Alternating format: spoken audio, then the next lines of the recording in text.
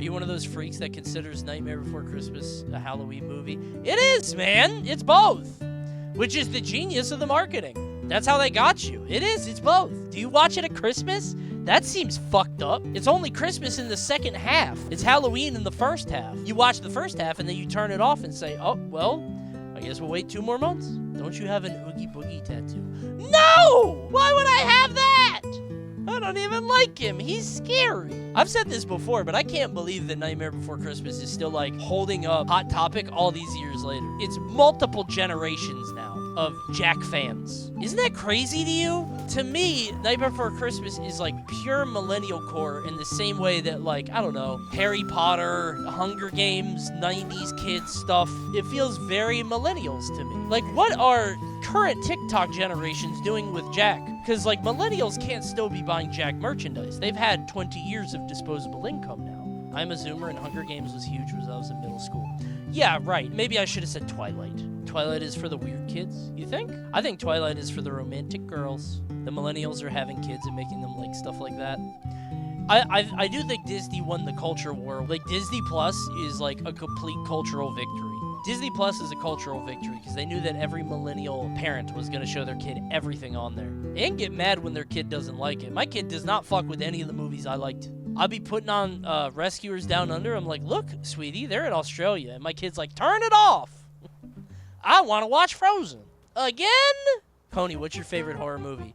Does Green Room count? I always be talking about Green Room. I watched Terrifier 2, and I'm like, wow, this guy's bad. Also, not to sound too white knighty, forgive me for being so DEI woke, but it is kind of weird that so much of Terrifier 2 is like, there's a lot of excruciating violence against women specifically.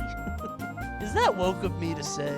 Like, some guys get fucked up, don't get me wrong. The first guy that dies is a dude, and then there's another dude, right? But it is kind of weird. You're so chivalrous. Yeah, I'm just trying to, look out for the ladies out there. It's like the one thing that people talk about that movie. I don't know. It was weird to me because I was watching, I was like, wow, women are really getting the short end of the stick on this one. I don't think saying killing women is bad would be considered woke. Yeah, but it's a horror movie. Everybody dies.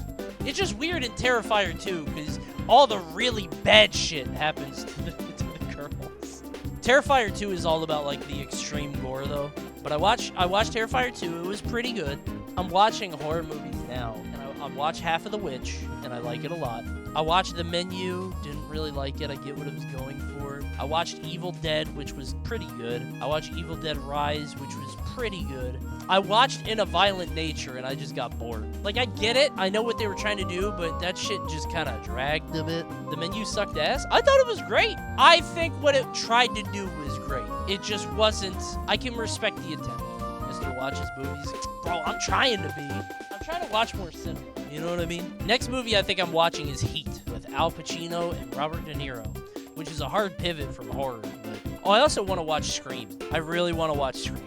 I've seen them, but I don't remember them. Do you have a Letterboxd or something? I was just thinking about that. I need one, just so I can remember how I liked movies, but I don't want people to laugh at my favorite movies.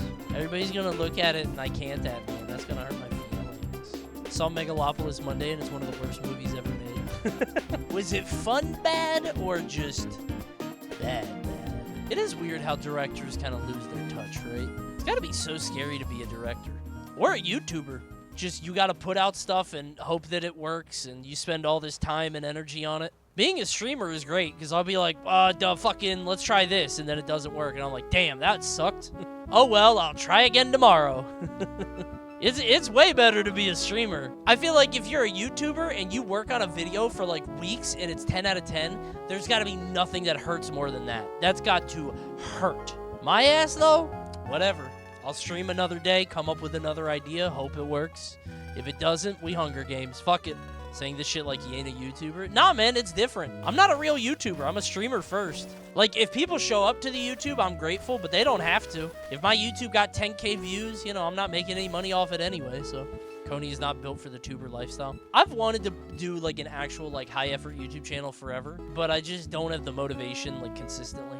I have all these ideas and things that I want to do, but it's like, I would have to script it, film it, edit it myself. Do you guys ever watch a movie and you're like, damn, this would have been so good in theaters, and then you don't like it at home? I hate that feeling. Where it's like, oh, if I saw this in the theater, I would have loved it. I felt that way about In a Violent Nature. I was like, this is a really cool movie, and I feel like I would give it the attention that it deserved. But, like, there's tons of movies that, like, drag in the third bit, and I just lose focus, and I'm just, my ass is on my phone. Everywhere All at Once was that for me. I gotta watch that, too. That was one of those movies that everybody said I should watch it, and it pissed me off into not watching it. Oh, yeah?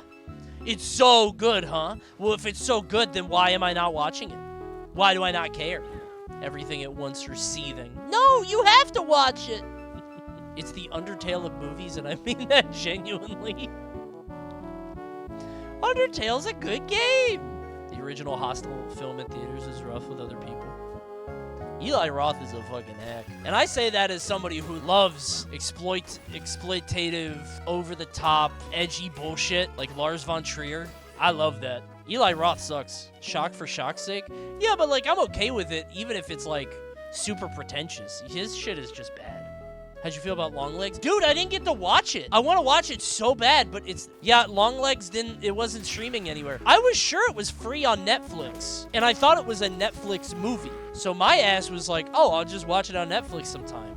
But apparently not. They wanted me to pay $20 to watch it. I'm like, huh? Did anyone else watch Burn After Reading? Dude, I saw it in theaters, and I didn't get it. I was definitely old enough to get it, but I was like, this is stupid. I don't get it. The scene in the closet was the one thing that stuck with me, but the rest was just like, I do want to watch Buster Scruggs again, though. Thoughts on Gran Turismo? The game or the movie? I've never interacted with either. Coney, you ever watch Incredibles 1? Why does the guy try to kill himself like 4 minutes in? Movies were different, man.